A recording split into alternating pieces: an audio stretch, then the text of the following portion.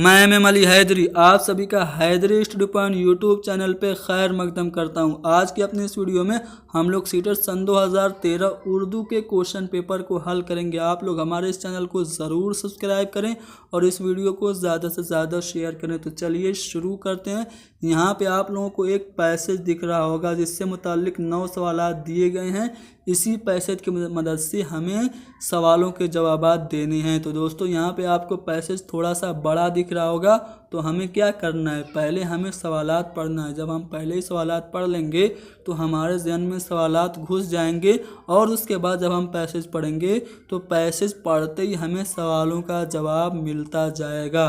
तो यहाँ पे जो पहला सवाल है वो ये कि इस पैराग्राफ का उन्वान क्या होना चाहिए। पैसेज पढ़ेंगे उन्वान पता चलेगा। दूसरा सवाल है कि दोस्तों की खुशामद जब इंसान पर असरअंदाज होती है तब क्या होता है। तीसरा सवाल है कि खुशामद की वजह से इंसान के दिल में कौन सा मादा पैदा होता है। मादा लफ्ज़ आप याद रखिएगा। अगला जो सवाल है कि खुशामद कैसा मर्ज़ है। खुशामद कैसी बीमारी है, क्या वबाई है या फिर फैलने वाला मर्ज़ है, मूजी मर्ज़ है या फिर मुहलिक मर्ज़ है। अगला जो सवाल है वो क्या है। अगला सवाल है कि इंसान इस मुहलिक मर्ज़ में कब गिरफ़्तार होता है। इंसान मुहलिक मर्ज़ में कब गिरफ़्तार होता है, जब वो खुशामद को बुरा समझता है तब, या जब उसे खुशामद अच्छी लगती है तब, या जब वो खुशामदियों को सराहता है तब, या जब वो खुशामद सब कुछ समझता है तब। या फिर अगला सवाल देखते हैं कि इंसान जहरीली बातों की ख्वाहिश कब करता है। जहरीली बातों को आप इस वर्ड को याद रखिएगा, जहरीली बातों की ख्वाहिश इंसान कब करता है। अगला सवाल है कि खुशगुलू गाने वाले का राग और खुश आइंद गाने की आवाज़ इंसान पर कैसे असरअंदाज होती है। और अगला दो सवाल ये है कि वस्फ की जमा और इंसान खुशामदियों से क्या करने लगता है, ये बताना है। तो इंसान खुशामदियों से क्या रहम व करम करता है, लड़ाई झगड़ा करता है, मेहनत और मेहरबानी करता है या फिर दुश्मनी और हसद करता है। इसका जवाब हमें देना है। कैसे जवाब हम देंगे, पैसेज की मदद से देंगे। चलिए पैसेज को पढ़ते हैं और बारी बारी से सवालों के जवाब को हासिल करते हैं। पैसेज में कहा यह जा रहा है कि दिल के जिस कदर बीमारियां हैं उनमें सबसे ज़्यादा मुहलिक खुशामद का अच्छा लगना है। अब आपके जहन को मैं लेके जाना चाह रहा हूँ सवालों की तरफ।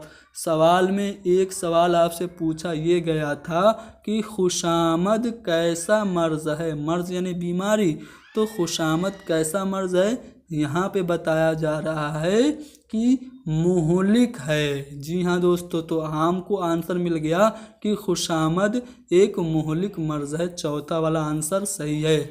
आगे पढ़ते हैं। आगे ये कहा जा रहा है कि जिस वक्त इंसान के बदन में ऐसा मादा पैदा हो जाता है जो वबाई हवा के असर को जल्द कबूल कर लेता है, उसी वक्त इंसान मर्ज़ मुहलिक में गिरफ़्तार हो जाता है। इसी तरह जब खुशामद अच्छा लगने की बीमारी इंसान के दिल को लग जाती है तो उसके दिल में एक ऐसा मादा पैदा हो जाता है जो जहरीली बातों के जहर को चूस लेने की ख्वाहिश रखता है। मैंने आपसे कहा था मादा पैदा होना, इस लफ्ज़ को याद रखिएगा। तो यहाँ से आपको सवाल देखने को मिलेगा कि खुशामद की वजह से इंसान के दिल में कौन सा मादा पैदा होता है। तो अभी आपने देखा कि ऐसा मादा पैदा हो जाता है जो जहरीली बातों के जहर को चूस लेने की ख्वाहिश रखता है। तो खुशामद की वजह से इंसान के दिल में जहरीली बातों के जहर को चूस लेने वाला मादा पैदा होता है। आगे पढ़ेंगे और पैसेज और हमें सवालों के जवाबात मिलते जाएंगे।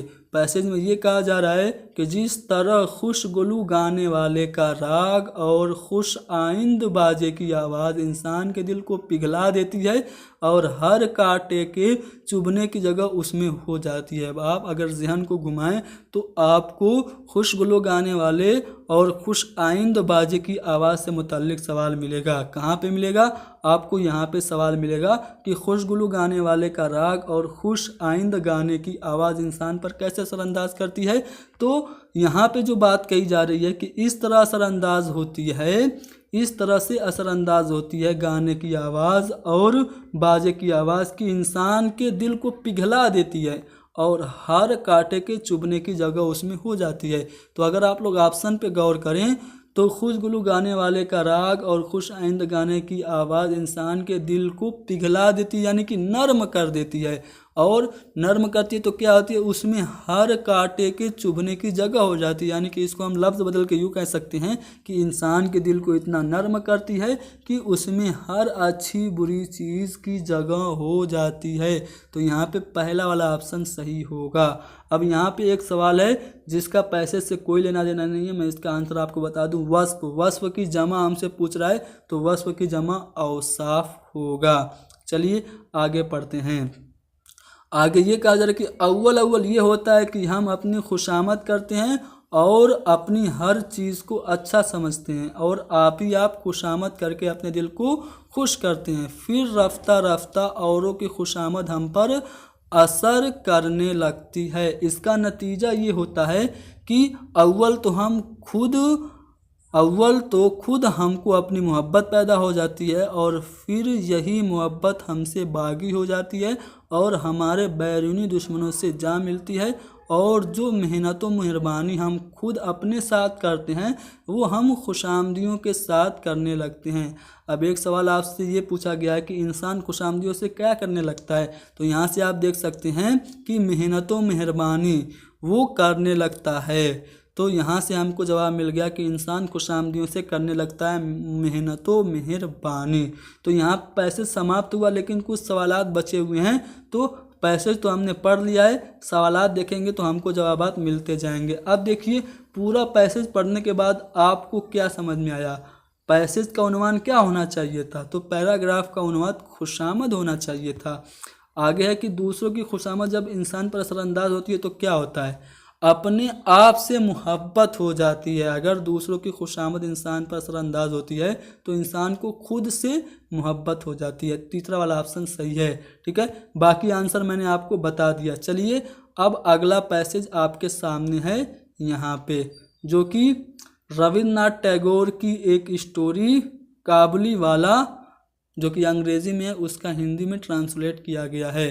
ठीक है, इसका भी पहले हम सवालात देख लेते हैं, फिर पैसेज को पढ़ेंगे। ठीक है, सवालात मैं आपको दिखा दूं। यहाँ से आपको सवालात देखने को मिलेंगे। तारुफ के क्या मानी है हमको बताना है, दोस्ती का मुतजाद बताना है। ठीक है, और साथ ही साथ हमको बताना है कि काबली वाले के कंधे पर क्या था। काबली वाले के कंधे पर क्या था, थैला था। किसका थैला था, पैसेज पढ़ेंगे पता चलेगा। मुन्नी काबली वाले को देखकर क्यों घबरा गई। काबली वाले को देख के मुन्नी घबरा गई थी। क्यों घबराई थी, पैसेज पढ़ेंगे पता चलेगा। मुन्नी की माँ उसको किस बात पर डांट रही थी। मुन्नी की माँ ने मुन्नी को डांटा, क्यों डांटा था। और अगला सवाल है कि काबली वाला मुन्नी को अपनी झोली से निकाल कर क्या देता था।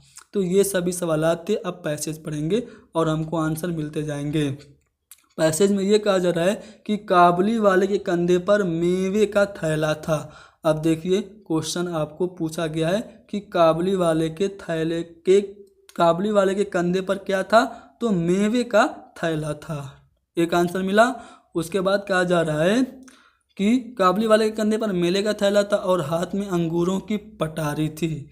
मोटे कपड़े का ढीला ढाला कुर्ता पहने, साफा बांधे, लंबे डेल डोल का एक काबली वाला सड़क पर आहिस्ता आहिस्ता चला जा रहा था। मुन्नी की आवाज़ सुनकर हंसमुख काबली वाले ने घूम कर देखा। मुन्नी घबरा गई और उस काबली वाले को फाटक में आता देखकर अंदर भाग गई। अब एक क्वेश्चन आपसे पूछा गया था कि मुन्नी क्यों घबरा गई थी। ठीक है, मैं आपको दिखाऊं क्वेश्चन कहाँ पे है। मुन्नी काबली वाले को देखकर क्यों घबरा गई थी, तो अब इसका आंसर आपको मिलने वाला है, ध्यान से देखिएगा।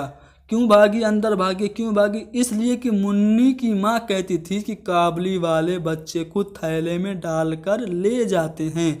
तो मुन्नी इसीलिए घबरा गई थी काबली वाले को देखकर, क्योंकि उसको लगता था कि काबली वाला उसे थैले में डालकर ले जाएगा। तो दूसरा वाला ऑप्शन सही है। चलिए अब मुन्नी की माँ ने उसको डांटा था, क्यों डांटा था, आगे पैसेज पढ़ेंगे हमको पता चलेगा। ठीक है, वो भाग जाती है मुन्नी वाले को देख के घबरा के। उसके बाद आथर खुद कह रहा है कि मैंने मुन्नी का खौफ दूर करने के लिए उसको अंदर से बुलाया। काबली वाला अपनी झोली से किशमिश निकाल कर मुन्नी को देने लगा। अब क्वेश्चन पूछा गया है कि मुन्नी को काबली वाला क्या देता था। काबली वाला मुन्नी को अपनी झोली से निकाल कर क्या देता था, तो किशमिश देता था। ठीक है, काबली वाला अपनी झोली से किशमिश निकालकर मुन्नी को देने लगा। मुन्नी किसी तरह लेने पर राजी न हुई। उसका शुबा और भी बढ़ गया। वो डरकर मुझसे लिपट गई। काबली वाले से मेरा तारुफ इस तरह से हुआ। मैंने एक रोज़ किसी ज़रूरी काम से बाहर जाना था। दरवाजे पर देखा कि मुन्नी उस काबली वाले से बड़े मज़े से बातें कर रही है और बादाम और किशमिश लिए हुए थी।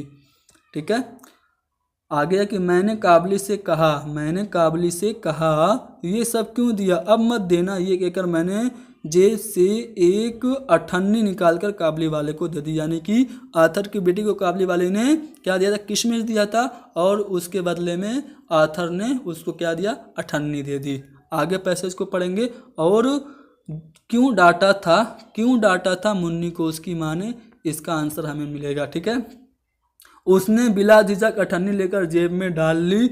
जब मैं काम से घर लौटा तो मैंने देखा कि उस अठन्नी की वजह से घर में बड़ा शोर मचा हुआ है। मुन्नी की माँ उससे डांट कर पूछ रही थी कि तूने उससे अठन्नी क्यों ली। यानी कि मुन्नी की माँ मुन्नी को क्यों डांट रही थी, क्योंकि मुन्नी ने अठन्नी ले ली थी काबली वाले से। तो यहाँ से आपको आंसर मिलेगा कि मुन्नी की माँ उसको इसलिए डांट रही थी क्योंकि काबली वाले की तरफ से अठन्नी ले ली थी। तो काबली वाले की तरफ से अठन्नी लेने पे ही मुन्नी की माँ उसको डांट रही थी। तीसरा वाला आंसर होगा। ठीक है, अब देखिए 2 सवाल बचे हुए हैं जिसका पैसेज से कोई लेना देना नहीं है, इसलिए हम पैसेज पढ़ के टाइम वेस्ट नहीं करेंगे। तारुफ के क्या मानी है, तो पहली बार जब जान पहचान होती है तो उसको तारुफ कहते हैं, इंट्रोडक्शन अंग्रेजी में कहा जाता है। तो पहली बार जान पहचान होना तारुफ के मानी है। अगला सवाल, दोस्ती का मुतजाद क्या होगा। दोस्ती का मुतजाद जो होगा वो दुश्मनी होगा। तो यहाँ से हमने पैसेज को पढ़ लिया। चलिए अब पेडागोजी पे मबनी सवालों को हल करते हैं। मैं थोड़ा जल्दी आंसर बताऊंगा, ठीक है, एक्सप्लेनेशन कम करूंगा। चलिए पहला सवाल ये कि हर सेशन के आखिर में टीचर सुनने की समझ, फहम की जांच, लिखने बोलने पढ़ने का टेस्ट लेता है। इस अंदाजा कदर का क्या मकसद है, यानी कि हर सेशन ख़त्म होने के बाद टीचर टेस्ट लेता है, सुनने का टेस्ट लेता है, बोलने और पढ़ने का। तो वो क्या कर रहा है, वो सभी जो लैंग्वेज स्किल हैं उनकी वो जांच करना चाह रहा है। यानी कि तलबा की तमाम सलाहियतों को, सुनना बोलना पढ़ना लिखना, तमाम सलाहियतों की वो जांच करना चाह रहा है। तो तीसरा वाला ऑप्शन सही है।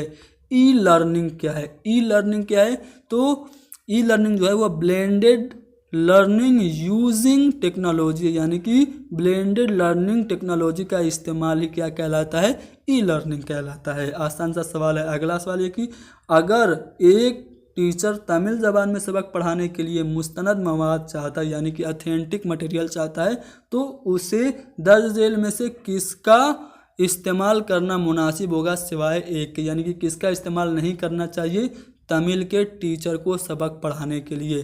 पहला है तमिल अखबार, तो तमिल अखबार का इस्तेमाल करना चाहिए, ऑथेंटिक मटेरियल है। इंग्लिश ज़बान के अखबार के मजमून का तमिल ज़बान में तर्जुमा, तो तमिल ज़बान पढ़ाने के लिए तमिल ज़बान का तर्जुमा, ये भी सही है। मुलाजमत की दरख्वास्त का फॉर्म तमिलनाडु की कंपनी में इस्तेमाल किया गया है, यानी कि कोई फॉर्म तमिलनाडु की कंपनी में भेजना, तो ये भी ऑथेंटिक मटेरियल होगा। लेकिन कोयम्बटूर में स्ट्रेट साइन की तस्वीर, ये एक तमिल टीचर के लिए तमिल ज़बान में सबक पढ़ाने के लिए मुस्तनद मवाद नहीं है। कोयम्बटूर में स्ट्रेट साइन की तस्वीर ये तमिल ज़बान को पढ़ाने के लिए अच्छा मवाद नहीं है। तो यहाँ पे चौथा वाला ऑप्शन सही होगा, क्योंकि हमको सिवाय पूछ रहा है। चलिए अगला सवाल देखते हैं। अगले सवाल में ये कहा जा रहा है कि गैर लफ्जी तरसील क्या होगी, तो हरकत सकनात गैर लफ्जी तरसील होंगी। अगला सवाल है कि दर्ज झेल खूबियाँ को ऑपरेटिव लर्निंग ग्रुप से मुताल्लिक है सिवाय, यानी कि यहाँ पे 4 हैं खूबियाँ जो कि ऑपरेटिव लर्निंग ग्रुप से हैं सिवाय एक के। तो दोस्तों क्लास का ज़्यादा वक्त मश्क के लिए वक्फ करना, ये खूबी ऑपरेटिव लर्निंग ग्रुप की है। ठीक है, टीचर मरकूज़ हिदायत का मुतबादिल और हम जमातियों के साथ मिलकर काम करना, तलबा को तरगीब देना और बहुत जल्द हिम्मत हार देते हैं, जो बहुत जल्द हिम्मत हार देते हैं उनको मोटिवेट करना, ये भी ऑपरेटिव ग्रुप लर्निंग की खूबी है। लेकिन एक बे आवाज़ बिना हरकत के बहुत करीने वाला, मतलब अनुशासित क्लास, एकदम बोरिंग क्लास, तो ये ऑपरेटिव ग्रुप लर्निंग से मुताल्लिक नहीं है। तो यहाँ पे दूसरा वाला ऑप्शन हमारा सही होगा। अगला सवाल है कि क्लास में किसी मशहूर वाक़े की तरफ इशारा मौजूद हो तो उसे क्या कहते हैं। तो दोस्तों अगर आप लोगों ने सनअत पढ़ी होगी तो एक सनअत होती है सनअत तलमी, जिसमें किसी मशहूर तारीख़ी वाक़े या फिर किस्से की तरफ इशारा होता है। जैसे मैं एक शेर बोलूँ कि निकलना खुल्द से आदम का सुनते आए थे, लेकिन बड़े बेआबरू होके तेरे कूचे से हम निकले, तो इसमें हज़रत आदम अलैहिस्सलाम का जिक्र है, तो इसमें सनअत तलमी हो गई। इसी तरह बेखतर कूद पड़ा आतिश नमरूद में इश्क, अक्ल है महवे तमाशाए लबे बाम अभी, ये इकबाल के शेर में भी सनअत तलमी है। तो जब भी किसी मशहूर वाक़े की तरफ इशारा मौजूद हो किसी क्लास में तो उसको तलमी कहेंगे। चलिए अगले सवाल की तरफ बढ़ते हैं। अगला सवाल है कि इस टेस्ट रीडिंग में, इस रीडिंग टेस्ट में आप किस तरह नंबर देंगे। यहाँ पे एक टेस्ट है, धर्मशाला कहाँ वाक़ है, सवाल है। दो तरह के जवाब दिए गए, एक ने सवाल दिया हिमाचल प्रदेश में, दूसरे ने दिया धर्मशाला हिमाचल प्रदेश में वाक़ है। तो दोनों सवालों के जवाब को क्या आप दूसरे जवाब के लिए 2 नंबर देंगे, पहले को 0 नंबर देंगे, या फिर पहले जवाब को 1 नंबर और दूसरे को 2 नंबर देंगे, या फिर पहले जवाब को 2 नंबर और दूसरे जवाब को भी 2 नंबर देंगे, या फिर दूसरे जवाब के लिए आधा 1.5 नंबर और पहले जवाब के लिए 1 नंबर देंगे। तो दोस्तों यहाँ पे देखिए सवाल क्या कह रहा है, धर्मशाला कहाँ है। तो पहला जवाब है हिमाचल प्रदेश में, दूसरा जवाब भी है हिमाचल प्रदेश, धर्मशाला हिमाचल प्रदेश में वाक़ है। तो दोनों ने तो सही जवाब दिया, लेकिन पहले ने अल्फाज कम इस्तेमाल की, लेकिन जवाब तो बिल्कुल सही है, तो उसको पूरा नंबर मिलना चाहिए। यानी कि पहले वाले को भी 2 नंबर देंगे और दूसरे वाले को भी हम 2 नंबर देंगे। तो यहाँ पे तीसरा वाला ऑप्शन सही होगा। चलिए अगला सवाल देखते हैं। वसी मुताला का क्या मतलब है। वसी मुताले का मतलब क्या है, अगर आप कोई भी अध्ययन कर रहे हैं और विस्तृत अध्ययन कर रहे हैं तो उसका मतलब क्या है। विस्तृत अध्ययन का मतलब होता है मौजू को समझने, लुत्फ अंदोज होने के लिए पढ़ना। ठीक है, ये वसी मुताले का मतलब है। मेरे ख्याल से मरकजी ख्याल भी हो सकता है, लेकिन ऑफिशियल आंसर की में सीटेट ने दूसरे वाले ऑप्शन को सही माना है। तो दूसरा वाला ऑप्शन सही है according to the official answer key of CBSE। चलिए अगले सवाल को देखते हैं। अगला सवाल ये है कि सुनने की महारत की जांच के लिए टीचर ने एक सरगर्मी बनाई, उसकी जांच किस बुनियाद पर हो सकती है।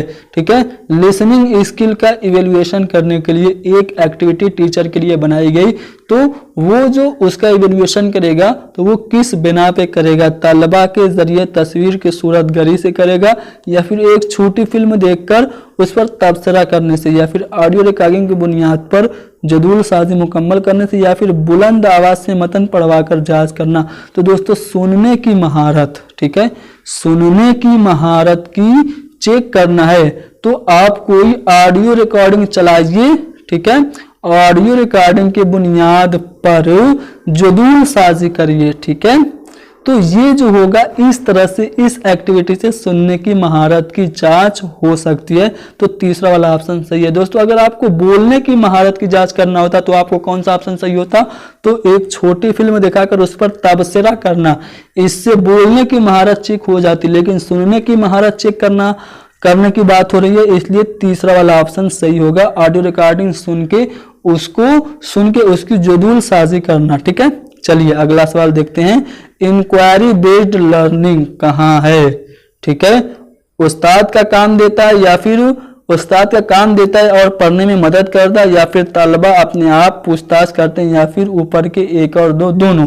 तो ऊपर के 1 और 2 दोनों इंक्वायरी बेस्ड लर्निंग में होते हैं, यानी कि टीचर काम देता है और पढ़ने में मदद भी करता है और तलबा अपने आप पूछताछ भी करता है।